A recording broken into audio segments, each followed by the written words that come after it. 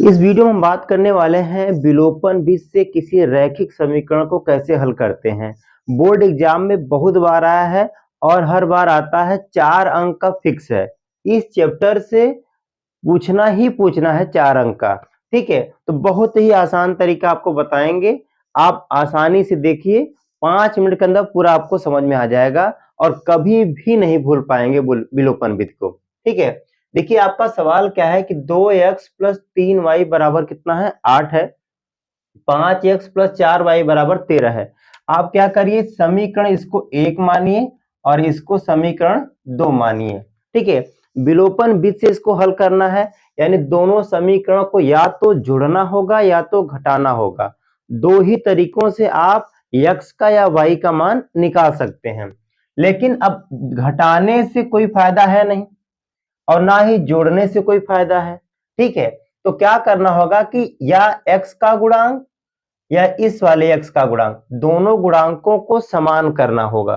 ठीक है, या फिर आप y का गुणांक, इस वाले y का गुणांक और इस वाले y का गुणांक समान करिए। ठीक है, तो सबसे पहले क्या करिए, आप एक लकीर खींच लीजिए। ठीक है, अब क्या करेंगे कि इसमें कितने का गुणा करें, ये और ये दोनों समान कैसे हो सकते हैं। ठीक है, तो समीकरण 1 में क्या करिए, आप 5 से गुणा कर दीजिए, तो 5 दूनी क्या हो जाएगा, 5 दूनी 10 हो जाएगा। और समीकरण 2 में आप कितने से गुणा करेंगे, 2 से गुणा कर देंगे, तो 2 पंचे 10 हो जाएगा। तो आपको कुछ नहीं करना है, x का गुणांक जो है पहले वाले समीकरण का गुणांक दूसरे वाले समीकरण के गुणांक में गुणा कर देना है, और दूसरे वाले समीकरण का जो गुणांक है वो पहले वाले समीकरण में गुणा कर देना है। ठीक है, अपने आप समीकरण इक्वल हो जाएगा और बहुत आसानी से कैंसिल हो जाएगा, आपका x का और y का मान आ जाएगा। और हर बार यही सवाल में करना है, हर एक सवाल में यही करना है। ठीक है, तो क्या करेंगे हम, 5 का जब इसमें गुणा करेंगे तो 5 का गुणा करेंगे, 5 दूनी 10x हो जाएगा। ठीक है, फिर 5 का 3 में गुणा करेंगे तो प्लस 15y हो जाएगा, और फिर 5 का 8 में गुणा करेंगे तो कितना हो जाएगा, 40 हो जाएगा, 5 अठे 40। ठीक है, ये बात समझ में आ रही है। अब x का जो गुणांक था 2, अब 2 का गुणा हम समीकरण 2 में कर देंगे पूरे में, तो 2 का गुणा 5 में करेंगे तो क्या हो जाएगा, 5 दूनी 10 हो जाएगा। ठीक है, फिर 2 का 4 में करेंगे तो 2 चौके 8y हो जाएगा। ठीक है, और फिर 2 का गुणा 13 में करेंगे तो 13 दूना कितना हो जाएगा हमारा, 26 हो जाएगा। अब हमारा ये समीकरण बन के आया। ठीक है, ये समीकरण 1 है और ये 2 है, तो दोनों समीकरण को, यानी समीकरण 1 व 2 हम इसको मान सकते हैं। ठीक है, या आप इसको 3 मान लीजिए और इसको 4 मान लीजिए, तो समीकरण 3 और 4 को क्या करिए, घटा दीजिए। ठीक है, क्या करेंगे हम, समीकरण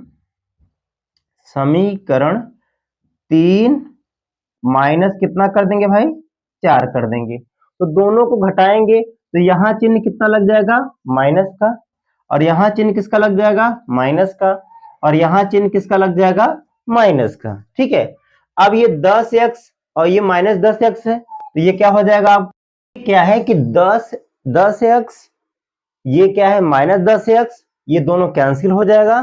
ठीक है, अब आपका क्या बचेगा, 15 और ये 8, ये माइनस 8y है और ये 15y है, तो 15y में से 8y निकल जाएगा, कितना बचेगा आपके पास, 7y बचेगा। कितना बचेगा आपके पास, 7y बचेगा। ठीक है, अब 15 में से 8 गया, कितना बचा, 7y, और ये 40 में से 26 निकल जाएगा तो कितना बचेगा आपके पास, 14y। 40 में से 26 अगर निकल जाएगा तो कितना बचेगा आपके पास, 14y। अब ये 7 और 14 कैंसिल हो जाएगा, तो y बराबर आपके पास कितना आ जाएगा, 2 आ जाएगा। y बराबर कितना आ जाएगा आपके पास, 2। तो अब y का मान चाहे समीकरण 1 में रखिए, चाहे 2 में, चाहे 3 में, चाहे 4 में, किसी में भी रह सकते हैं। ठीक है, हम कहेंगे y का मान समीकरण 3 में रखने पर, 3 में रखने पर। ठीक है, तो y का मान कितना आया है आपके पास, y का मान आया है आपके पास 2 आया है। ठीक है, y का मान समीकरण अगर 3 में रखेंगे, 3 क्या है, 10x प्लस, और ये क्या है 15y। y का मान आपके पास कितना है? y का मान कितना है आपके पास? 2 है, ठीक है, बराबर। अब ये कितना है आपके पास? 40, ठीक है। तो 15 का 2 में गुणा करें कितना आएगा? 30, यानी 15 दूना 30 हो जाएगा। अब 30 अगर उस तरफ जाएगा तो क्या हो जाएगा? 10x बराबर 40 माइनस कितना हो जाएगा? 30। तो 40 में से 30 गया, कितना बचा आपके पास? 10, यानी 10x बराबर कितना आ गया? 10 आ गया, ठीक है। 10 से 10 कैंसिल, तो x बराबर कितना आ गया? 1, ठीक है। तो यानी x बराबर कितना आएगा? 1 आएगा, और y बराबर कितना आएगा? 2 आएगा। तो आप क्या करिए, यहाँ पे आंसर लिख दीजिएगा x बराबर 1 और y बराबर कितना आएगा? 2, और यही क्या हो जाएगा? आपका आंसर हो जाएगा, ठीक है। इस टाइप के क्वेश्चन पक्का आते हैं बोर्ड एग्जाम में। तो बहुत आसानी से मैंने प्रयास किया है आपको समझाने के लिए। करना क्या है कि समीकरण 1 और 2 में आप x का गुणांक देख लीजिए कितना है? 2।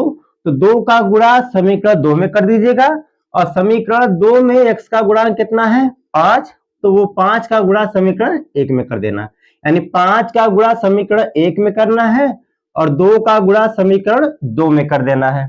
तो अपने आप जो x के गुणांक हैं बराबर हो जाएंगे, और x का जब गुणांक बराबर हो जाएगा तो उन दोनों समीकरण को क्या कर दीजिएगा? घटा दीजिएगा।